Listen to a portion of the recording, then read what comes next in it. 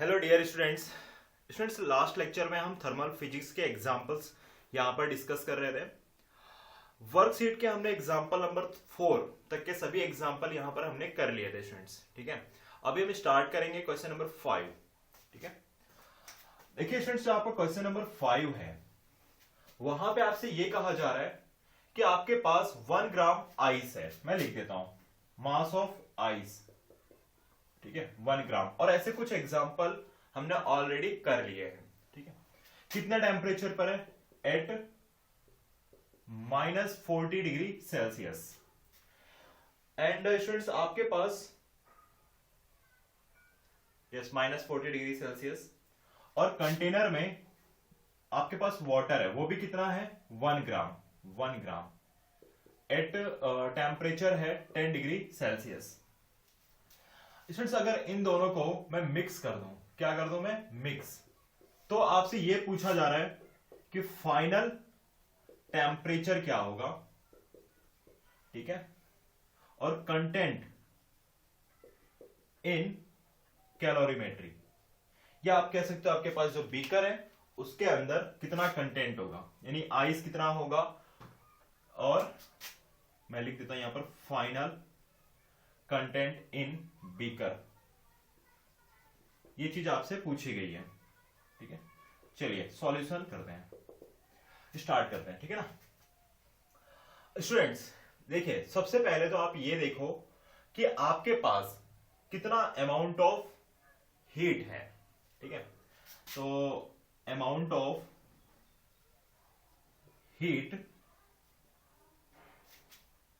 When water cools from 10 degree Celsius to 0 degree Celsius. समझ में आई बात स्टूडेंट्स? अगर वाटर को हम कूल करें 10 डिग्री सेल्सियस से 0 डिग्री सेल्सियस की तरफ, तो उसके पास कितनी अमाउंट ऑफ हीट होगी? फॉर्मूला है ms डेल्टा टी। मास किसका है? वाटर का, स्पेसिफिक हीट ऑफ वाटर। आपके पास 1 ग्राम मास है, स्पेसिफिक हीट ऑफ वाटर भी 1 है, और चेंज इन टेम्परेचर यहां पर 10 है। तो आप देखो यहां पर ध्यान से कि अगर हम वाटर को 10 डिग्री सेल्सियस से 0 डिग्री सेल्सियस की तरफ ले जाएं, तो उसके लिए मुझे 10 कैलोरी हीट निकालनी पड़ेगी। समझ में आ रहा है स्टूडेंट्स? अगर वाटर को आप कूल करते हो, दैट मींस कि आपको वहां से हीट एनर्जी बाहर निकालनी पड़ेगी। समझ में आ गई बात? तो स्टूडेंट्स जब आप हीट एनर्जी बाहर निकालोगे तो कितनी हीट एनर्जी बाहर आएगी? जब वाटर 10 डिग्री सेल्सियस से 0 डिग्री सेल्सियस की तरफ जाएगा, 10 कैलोरी। ठीक है ना? अब आप देखो, अब आइस क्या करेगा? आइस इस 10 कैलोरी को, 10 कैलोरी एनर्जी को एब्सॉर्ब कर लेगा, है ना?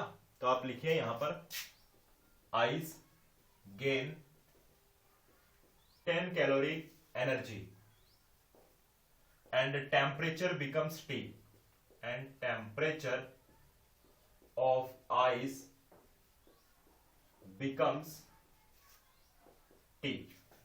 ऐसा आप मान लीजिए। ठीक है स्टूडेंट्स, तो देखते हैं कितना टेम्परेचर होगा। Q equal to ms delta T. Mass of ice होगा और स्पेसिफिक हीट ऑफ आइस होगी। ठीक है, तो हीट कितनी एनर्जी है? 10 कैलोरी।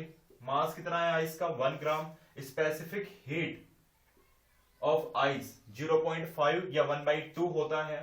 चेंज इन टेम्परेचर अगर आप देखोगे तो इनिशियल टेम्परेचर आपका -40 डिग्री सेल्सियस है, यानी कि T -40। इस तरीके से लिख सकते हैं आप।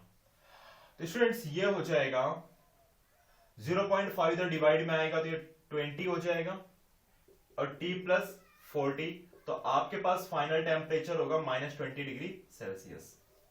ठीक है, तो कहने का मतलब वाटर से निकलने वाली जो हीट है वो आइस एब्सॉर्ब कर लेगा, पूरी की पूरी हीट।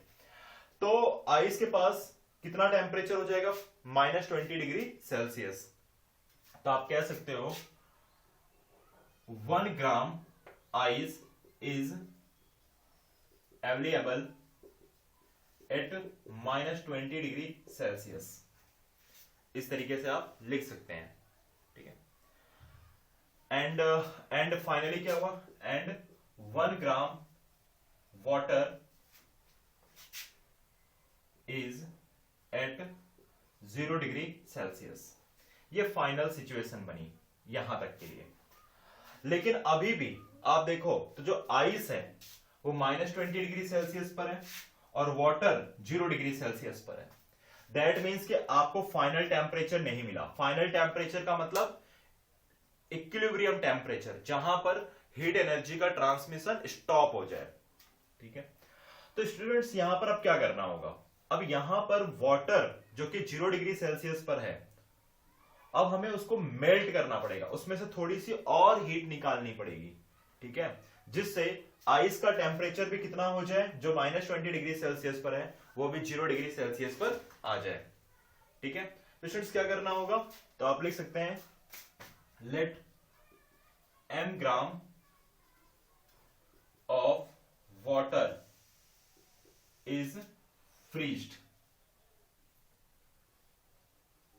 अब स्टूडेंट्स आपको एक बात और समझनी पड़ेगी थोड़ी सी, कि अगर आप वाटर को फ्रीज करोगे यानी कि कूल करोगे, तो जो वाटर है वो किस में कन्वर्ट होने लगेगा। देखो चेंज ऑफ फेज में आपको याद होगा कि इस तरीके से मान लीजिए कोई चीज है, यहां पे इतने में मान लेते हैं कि यहां पे वाटर है, यहां पे वाटर है, और यहां पे स्टूडेंट्स आप कंटिन्यू हीट दो। कौन सी हीट देंगे आप, लैटेंट हीट, है ना। तो 0°C पर ही वाटर किस में कन्वर्ट हो जाएगा, सॉलिड में, ठीक है। 0°C पर वाटर है, आप उसको कंटिन्यू हीट देते रहो, रिवर्स प्रोसेस जा रही है, सॉरी कंटिन्यू हीट निकालते रहो, देते नहीं रहो, हीट निकालते रहो। तो 0°C पर वाटर तो ऑलरेडी है, और उस टाइम पर आप कंटिन्यू वहां से हीट निकालते रहो, तो वो वाला वाटर जो कि 0°C पर है वो किस में कन्वर्ट होने लगेगा, वो आइस में कन्वर्ट होने लगेगा, और जो हीट वहां से निकलेगी वो वाली हीट ये वाला आइस उसको एब्जॉर्ब कर लेगा या गेन कर लेगा। समझ में आई बात स्टूडेंट्स, वो हीट क्या हो जाएगी, वो हीट ये वाला आइस गेन कर लेगा। तो आप इस तरीके से लिख सकते हैं, heat lost by water equal to heat gain by ice. कौन सा आइस, जो 0°C, सॉरी जो -20°C पर है। तो यहां से हीट लॉस कितनी होगी, वो होगी m यानी mass of water into L। ये L कौन सा होगा, लेटेंट हीट ऑफ फ्यूजन, ठीक है। और heat gain by ice, ice कितनी हीट गेन करेगा, और ये मास ना आप m लिखो, क्योंकि हम टोटल मास ऑफ वाटर को कन्वर्ट नहीं कर रहे हैं, हम सिर्फ और सिर्फ m ग्राम ऑफ वाटर को ही फ्रीज कर रहे हैं। समझ में आया बात, m gram of water is freeze, ठीक है। और किस लिए कर रहे हैं, to bring the ice at -20°C to 0°C। Ice को हमें -20°C से 0°C पर लेकर आना है, इसलिए। अब स्टूडेंट्स यहां पर क्या होगा, मास of ice, specific heat of ice into change in temperature. तो m latent heat of fusion 80 होता है, 80। मास ऑफ आइस 1 ग्राम है, स्पेसिफिक हीट ऑफ आइस 1/2 होती है। चेंज इन टेम्परेचर कितना होगा, -20°C से आप 0°C के लिए जा रहे हो, तो चेंज इन टेम्परेचर हो जाएगा स्टूडेंट्स 20। तो फाइनली आपको यहां पर मिलता है, अगर आप देखेंगे तो ये हो जाता है 10, ठीक है। तो m इक्वल टू 10/80 यानी कि 1/8 ग्राम। अगर स्टूडेंट्स आप 1/8 ग्राम वाटर को आइस में कन्वर्ट कर दो 0°C पर, तो आप का जो फाइनल रिजल्ट होगा, यानी कि ये वाला आइस भी 0°C पर आ जाएगा, और ये वाला वाटर भी 0 डिग्री सेल्सियस पर आ जाएगा। तो चलिए फाइनल कंटेंट देख लेते हैं। यहां पर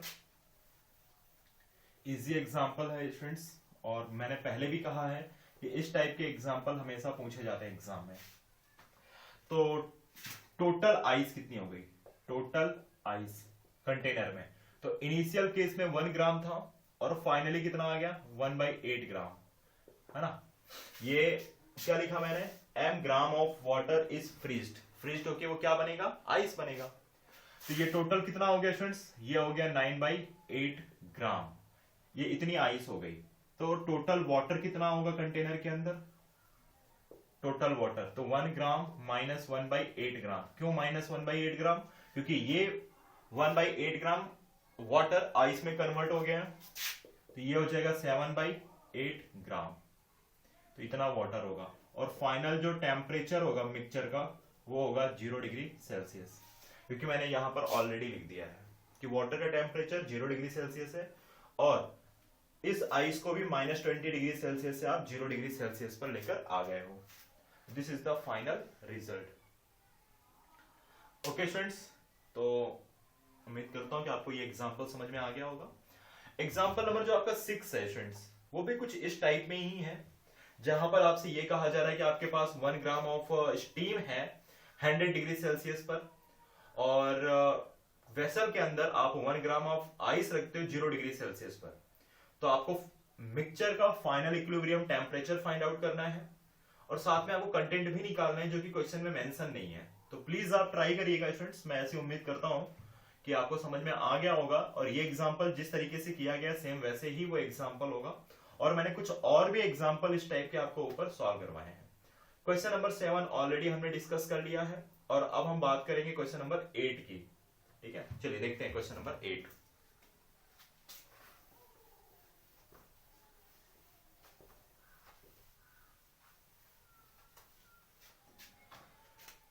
एट नंबर में what is the value of following in Fahrenheit. ठीक है, 40 डिग्री सेल्सियस टेम्परेचर है। सपोज करो स्टूडेंट्स कि आपने टेम्परेचर मेजरमेंट किया इन सेल्सियस में 40 डिग्री सेल्सियस, तो यही टेम्परेचर अगर आप फ़ारेनहाइट में मेजरमेंट करें तो कितना होगा, यानी कन्वर्ट करना है सेल्सियस को फ़ारेनहाइट में। स्टूडेंट्स मैंने आपको एक फॉर्मूला तो बताया ही था, TC - 0/100, फ़ारेनहाइट के लिए TF - 32 डिवाइडेड बाय 180, इस तरीके का। तो स्टूडेंट्स देखिए TC की वैल्यू यहां पर 40 हो गई, 40 - 0 0 ही, 40 - 0 करने पर आपको 40 मिलेगा, डिवाइडेड बाय 100। TF आपको फाइंड आउट करना है -32 अपॉन में 180। स्टूडेंट्स ये 0 से ये वाला 0 कैंसिल, और ये 0 से ये 0 भी कैंसिल। अब क्रॉस मल्टीप्लाई कर दीजिए। तो स्टूडेंट्स जब आप क्रॉस मल्टीप्लाई करेंगे तो 18 4 कितना होगा, 72, कितना हो जाएगा 72, और TF -32, तो स्टूडेंट्स TF हो जाएगा 72 + 32, यानी कि आप कह सकते हो कि ये हो जाएगा 104 डिग्री फ़ारेनहाइट। ठीक है, 40 डिग्री सेल्सियस को अगर आप फ़ारेनहाइट में कन्वर्ट करोगे तो वो वैल्यू आपको मिलेगी 104। ठीक है, नेक्स्ट देखते हैं 40 degree Celsius difference of temperature. Second example कुछ अलग टाइप में ही है। 40 degree Celsius difference of temperature, I think difference तो इन दोनों में डिफरेंस निकालना होगा। फिर डिफरेंस आपके सामने क्लियर है, 104 - 40 कर दो, लेकिन दोनों सेम यूनिट में नहीं है तो आप इनको माइनस तो नहीं कर सकते। ठीक है, देखते हैं, आई थिंक क्वेश्चन में कुछ मिसिंग होगा, क्योंकि हमेशा सेम यूनिट के ही क्वेश्चंस, सॉरी सेम यूनिट के ही डेटा आप माइनस कर सकते हो। फिर भी एक बार मैं क्रॉस चेक कर लेता हूं स्टूडेंट्स। ठीक है, और जस्ट अ मिनट, आपका क्वेश्चन ये था 40 degree difference of temperature. Okay, I think students ये डिफरेंस ही पूछा गया है आपसे, बट डोंट वरी। चलिए नेक्स्ट एग्जांपल देखेंगे, एग्जांपल नंबर 9। एग्जांपल नंबर 9,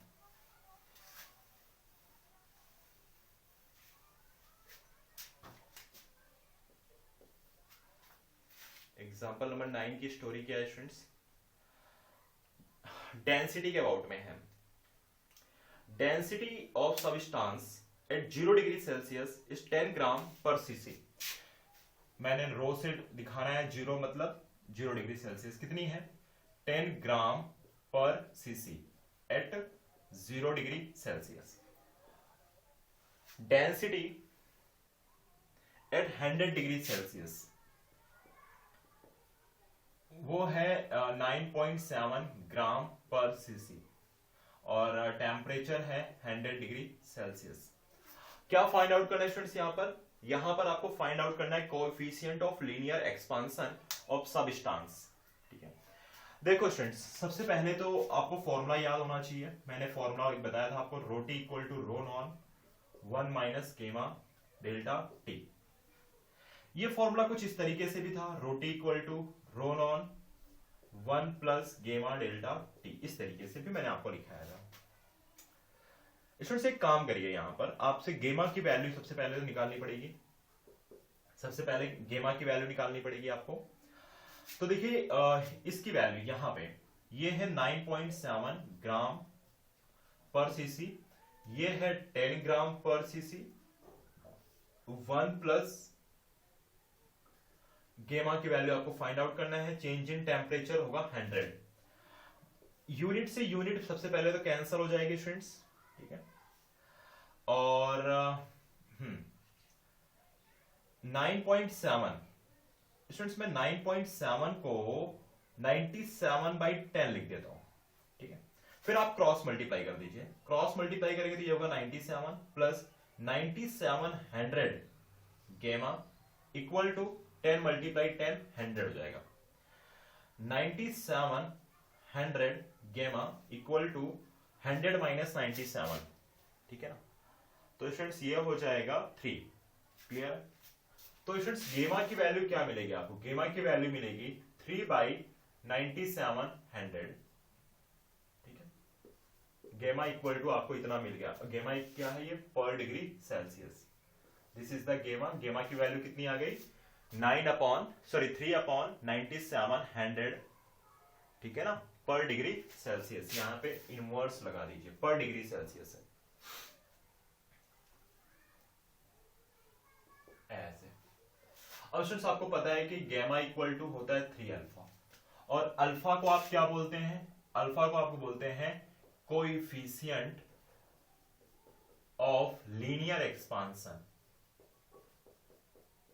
ठीक है ना। और गेमा को आप क्या कहते हैं, कोएफिशिएंट ऑफ वॉल्यूम एक्सपांशन। तो स्टूडेंट्स अल्फा इक्वल टू क्या हो जाएगा, अल्फा इक्वल टू हो जाएगा गेमा बाई 3, ठीक है। गेमा की वैल्यू पुट अप करिए, 3/9700 और बाई में 3 तो है ही है, तो 3 से 3 कैंसिल, तो अल्फा की वैल्यू आएगी 1/9700 पर डिग्री सेल्सियस, इसलिए मैंने यहाँ पे डिग्री सेल्सियस इनवर्स लिख दिया। तो इस तरीके से स्टूडेंट्स आपने अल्फा की वैल्यू को भी फाइंड आउट कर लिया है, ठीक है। नोट कर लीजिए स्टूडेंट्स ये एग्जांपल, फिर आगे हम नेक्स्ट एग्जांपल कंटिन्यू करेंगे।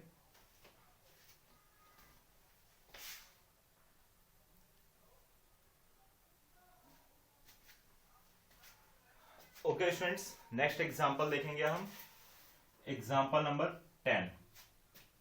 एग्जांपल नंबर 10 में आपसे ये कहा गया, work done in converting 1 gram of ice eight -10 degree Celsius into steam 100 degree Celsius.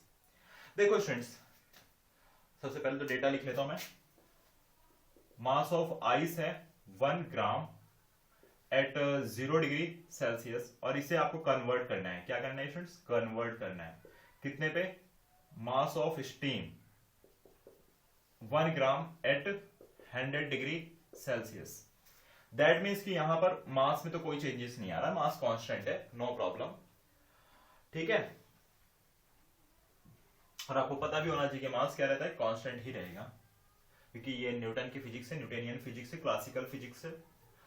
अब स्टूडेंट्स अगर हम थोड़ा सा आगे बढ़ते हैं, यहां पे देखिए आइस, सॉरी स्टूडेंट्स, आइस ना -10 डिग्री सेल्सियस पर है, -10 डिग्री सेल्सियस पर है। मैंने गलती से 0 डिग्री सेल्सियस कर दिया था, लेकिन यहां पर -10 डिग्री सेल्सियस है। देखो स्टूडेंट्स, आपको एक काम करना पड़ेगा यहाँ पे। सबसे पहले तो ग्राफ बना लो इस तरीके का, और ये टेम्परेचर के लिए होगा, टेम्परेचर 0 डिग्री सेल्सियस, और ये मान लेते हैं कि ये हीट एनर्जी जो आप सप्लाई करने वाले हो, हीट एनर्जी कौन सी, इनपुट, इनपुट, ठीक है। और यहां पे मान लेता हूं कि टेम्परेचर -10 डिग्री सेल्सियस है, ये 0 डिग्री, और आपको ऐसे से ऊपर जाना है कहां तक, 100 डिग्री सेल्सियस तक। अब देखो स्टूडेंट्स, आइस यहां कहीं पर है, जब आप उसको हीट एनर्जी दोगे तो सबसे पहले उसका टेम्परेचर राइज होगा कुछ इस तरीके से, और यहां पर जो हीट एनर्जी दी गई है वो Q1 है, ठीक है। और उसके बाद जब 0 डिग्री सेल्सियस पर आपका आइस पहुंच जाएगा, तो 0 डिग्री सेल्सियस पर जब फिर से आपको कंटिन्यू हीट देनी पड़ेगी, लेकिन टेम्परेचर राइज नहीं होगा। और एक बार पूरा का पूरा आइस जब वाटर में कन्वर्ट हो जाएगा तो फिर से टेम्परेचर राइज होगा, और कुछ इस तरीके से ग्राफ आगे बढ़ेगा ऐसे, ठीक है ना स्टूडेंट्स। और यहां पर जो हीट एनर्जी दी गई है आप उसका नाम दे दीजिए Q2, यहां वाली जो हीट एनर्जी है वो Q1 हो गई। और एक बार देखिए स्टूडेंट्स, स्टीम में भी कन्वर्ट करना है। अभी तो आपको जस्ट 100 डिग्री सेल्सियस पर यहां पर वाटर मिलेगा, और कन्वर्ट करना है इसको ऐसे स्टीम में 100 डिग्री सेल्सियस पर, यानी इस पॉइंट पर आपको क्या मिलता है, 100 डिग्री सेल्सियस वाटर है, और इस पॉइंट पर आपको स्टीम मिल जाती है, 100 डिग्री सेल्सियस स्टीम। इसी तरीके से इस पॉइंट पर आपको आइस मिलता है, और इस पॉइंट पर आपको वाटर मिलता है, कंप्लीटली वाटर, लेकिन टेम्परेचर दोनों के लिए सेम है। आइस 0 डिग्री सेल्सियस पर है और वाटर भी 0 डिग्री सेल्सियस पर है, ठीक है। और यहां पर स्टूडेंट्स जो एनर्जी दी गई है उसका नाम मैं दे देता हूं Q4। तो अगर आपको total work done find out करना है, मतलब total heat energy find out करनी है आपको, तो वो होने वाला है Q1 plus Q2 plus Q3 plus Q4, ठीक है। Q1 Q2 Q3, sorry Q3 है ये, और Q4। देखो स्टूडेंट्स, Q1 क्या होगा, Q1 होगा ms डेल्टा T, ठीक है। मास आइस का तो मतलब mass constant, specific heat of ice, ठीक है। तो Q1 1 ग्राम, स्पेसिफिक हीट है 1/2, चेंज इन टेम्परेचर आएगा 10, यानी कि आपको यहां पर एनर्जी देनी है 5 कैलोरी, राइट ना, 5 कैलोरी। नेक्स्ट आगे बढ़ते हैं थोड़ा सा। अब देखो स्टूडेंट्स, Q2 फाइंड आउट करना है, Q2। तो Q2 पर क्या हो रहा है, टेम्परेचर कांस्टेंट है, क्योंकि यहां पर आइस और वाटर दोनों सेम टेम्परेचर पर है, टेम्परेचर कांस्टेंट है, तो उस टाइम पर जो हीट दी जाती है इसको हम लेटेंट हीट कहते हैं, और लेटेंट हीट का फॉर्मूला होगा ml, है ना। m mass of ice 1 gram, latent heat of fusion वो होता है 80, यानी कि आपको यहां पर मिलेगा 80 कैलोरी। अब स्टूडेंट्स बात करता हूं मैं Q3 की। Q3 क्या कर रहा है, 0 डिग्री सेल्सियस पर जो वाटर है उसको 100 डिग्री सेल्सियस के वाटर पे कन्वर्ट कर रहा है, यानी कि टेम्परेचर राइज हो रहा है। तो उस केस में जो फॉर्मूला होगा वो हो जाएगा ms, यानी कि specific heat of water into change in temperature. 1 gram, specific heat of water 1 होता है, और चेंज इन टेम्परेचर होगा 100 डिग्री सेल्सियस। तो यहां पर जो एनर्जी होगी वो होगी 100 कैलोरी। Q4 की बात कर रहे थे स्टूडेंट्स, Q4 यानी यहां पे। अब देखो स्टूडेंट्स, 100 डिग्री सेल्सियस पर वाटर भी है और स्टीम भी है, ठीक है। तो यहां पे आपको क्या देना पड़ेगा, लेटेंट हीट, जो कि यहां पे जो L होगा वो लेटेंट हीट ऑफ वेपोराइजेशन होगा, ठीक है। तो इस तरीके से कर दीजिए। तो m 1 ग्राम है, लेटेंट हीट ऑफ वेपोराइजेशन होता है 540, तो यहां की एनर्जी हो जाएगी 540 कैलोरी। तो टोटल हीट एनर्जी इन सभी का एडिशन, यानी कि 540 प्लस 100 यानी कि 640, 640 प्लस 80, 640 प्लस 80 यानी कि 725, 5 है ना ऊपर, ये 5 कैलोरी। तो टोटल एनर्जी आ जाएगी 725 कैलोरी। लेकिन आपके ऑप्शंस में एनर्जी जो है वो जूल में बतानी है स्टूडेंट्स। तो आपको पता है स्टूडेंट्स कि 1 कैलोरी इक्वल टू 4.18 जूल। तो फिर से एक बार लिखता हूं मैं, total heat energy, total heat energy, और आप कह सकते हो वर्क डन भी कह सकते हो, 725 मल्टीप्लाई 4.18 जूल, और आप इसको मल्टीप्लाई कर दो, ठीक है ना, मल्टीप्लाई 4.18 स्टूडेंट्स, यहां पर आपको मिलेगा 3031 जूल। ठीक है स्टूडेंट्स, तो आपका इसमें देखते हैं कि राइट आंसर क्या है। स्टूडेंट्स आपका राइट आंसर होगा 3045 जूल। आई थिंक कि यहां पे इन्होंने कैलोरी की जो अप्रोक्सीमेट वैल्यू है वो यूज की है, 4.2 जूल अप्रोक्सीमेट हम यही यूज करते हैं, वो भी करके देख लेते हैं हम, 4.2 से मल्टीप्लाई करके 725 मल्टीप्लाई 4.2, यस स्टूडेंट्स, तो आपको इतना आंसर मिल जाएगा 3045 जूल। स्टूडेंट्स देखो 1 कैलोरी इक्वल टू तो 4.18 जूल होता है, बट हम अप्रोक्सीमेट कैलकुलेशन के लिए 4.2 जूल यूज कर लेते हैं, ठीक है। तो इस तरीके से आप देख सकते हैं कि आपको कितनी हीट एनर्जी देनी पड़ेगी 1 ग्राम ऑफ आइस जो कि -10 डिग्री सेल्सियस पर है, उसको 1 gram of steam eight 100 degree Celsius पे कन्वर्ट करने के लिए। तो बहुत ही अच्छा एग्जांपल था स्टूडेंट्स, ठीक है। नेक्स्ट एग्जांपल देखते हैं, example number 11। Example number 11,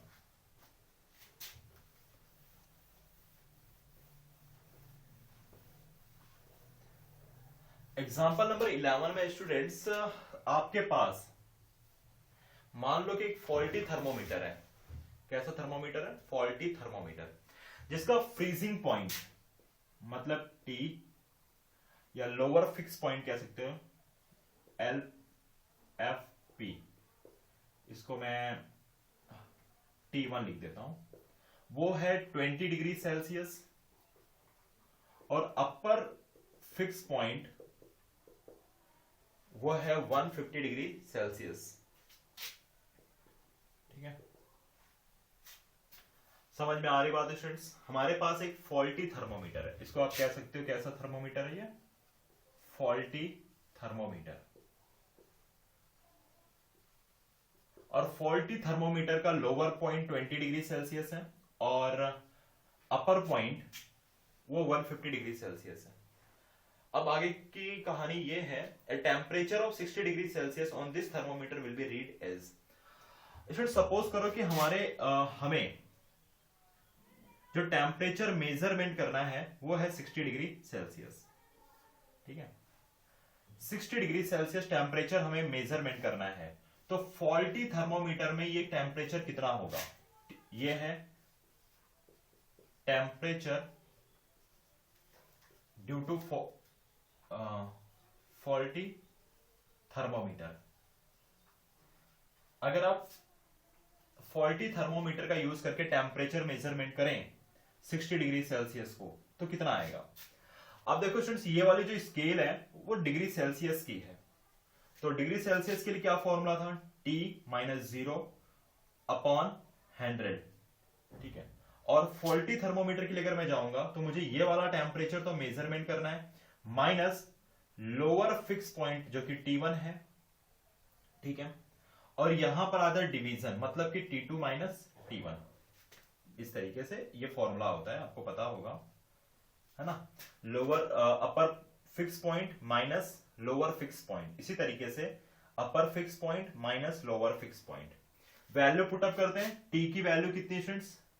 T की वैल्यू आई है 60 - 0 अपॉन 100 - 0। TF जो कि आपको मेजरमेंट करना है, T1 है आपका 20 और ये है 150 माइनस 20। चलिए अब आगे कैलकुलेशंस करते हैं। इसको मैं क्लीन करता हूं स्टूडेंट्स, ठीक है। तो 60/100 मतलब कि इस तरीके से लिखा जा सकता है, TF माइनस 20 अपॉन 150 माइनस 20 करेंगे तो आपको 130 मिलेगा। 0 से 0 कैंसल, एक 0 से ये वाला 0 भी कैंसल, ठीक है ना। तो स्टूडेंट्स 13 मल्टीप्लाई 6 करिए, क्रॉस मल्टीप्लाई, तो 13 मल्टीप्लाई 6 करने पर आपको मिलेगा 78। TF माइनस 20 और TF की वैल्यू हो जाएगी 98 डिग्री सेल्सियस। समझ में आया स्टूडेंट्स? देखो ध्यान से कि मुझे मेरे सराउंडिंग का टेम्परेचर मान लीजिए कि 60 डिग्री सेल्सियस है, ये कहीं का भी टेम्परेचर 60 डिग्री सेल्सियस है, मुझे पता है मान लीजिए, और मुझे उसे मेजरमेंट करना है एक फॉल्टी थर्मोमीटर से, है ना। कि कौन से थर्मोमीटर से? फॉल्टी थर्मोमीटर से, जिसके डेटा कुछ इस तरीके से हैं। तो जब मैं फॉल्टी थर्मोमीटर से 60 डिग्री सेल्सियस को मेजरमेंट करूंगा स्टूडेंट्स, तो मुझे क्या मिलेगा? 98 डिग्री सेल्सियस टेम्परेचर। ठीक है स्टूडेंट्स? स्टूडेंट्स जो रिमेनिंग एग्जांपल्स हैं आपके वर्कशीट के, इनको आप प्रैक्टिस करिएगा, और जो भी डाउट्स हैं तो प्लीज आप मुझसे पूछते जाओ, क्योंकि आजकल बच्चे बहुत ही कम डाउट पूछ रहे हैं। एक आध बच्चों के डाउट्स आते हैं, बहुत सारे बच्चे आई थिंक मुझे लगता है कि लेजी होकर बैठ चुके हैं, है ना। तो प्लीज जो भी चीजें यहाँ पर आपको पढ़ाई जा रही हैं, ये जस्ट नेक्स्ट टाइम जब भी मैं आपको बताऊंगा तो हो सकता है जस्ट रिवीजन रहे, लेकिन इतना डीप में जाके मैं आपको स्टडी नहीं कराने वाला हूँ, क्योंकि इतना हमारे पास टाइम भी नहीं है स्टूडेंट्स। तो प्लीज आप डेली लेक्चर्स को करो, नोट्स बनाओ, कुछ और भी एमसीक्यू सॉल्व करो, लेक्चर्स को देखने के अलावा भी जो आपके पास वर्कशीट्स होती हैं उनकी प्रैक्टिस करिए। डाउट्स आते हैं उन्हें आप प्लीज मुझे सेंड करो, मैं उनके सॉल्यूशंस आपको सॉल्व करके दूंगा, ठीक है। और नेक्स्ट चैप्टर जो हम स्टार्ट करेंगे, नेक्स्ट टॉपिक जो हमारा होगा स्टूडेंट्स, वो होगा काइनेटिक थ्योरी ऑफ गैसेस पे।